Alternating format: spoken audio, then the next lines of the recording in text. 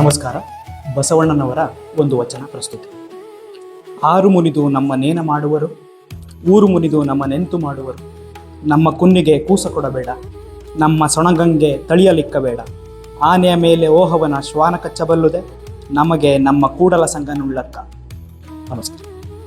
ಎನ್ನ ಮನವೆಂಬ ಮರ್ಕಟನು ತನುವಿಕಾರವೆಂಬ ಅಲ್ಪ ಸುಖದಾಸೆ ಮಾಡಿ ವೃಥಾ ಭ್ರಮಣಗೊಂಡು ನಾನಾ ದಿಸೆಗೆ ಲಂಘಿಸಿ ಅಳಲಿಸಿ ಬಳಲಿಸುತ್ತಿದೆ ನೋಡ. ಕೂಡಲ ಸಂಗಮ ದೇವರೆಂಬ ವೃಕ್ಷಕ್ಕೆ ಲಂಘಿಸಿ ಅಪರಿಮಿತ ಸುಖವನೈದು ನೋಡ. ನಮಸ್ಕಾರ. ಎರಡು ವಚನವನ್ನ ಇಲ್ಲಿ ಹೇಳ್ತಾ ಇದ್ದೀನಿ.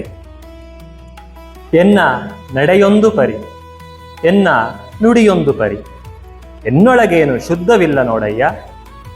ನುಡಿಗೆ ತಕ್ಕ ನಡೆಯ ಕಂಡಡೆ ಕೂಡಲ ಸಂಗಮನೊಳಗಿದ್ದನಯ್ಯ.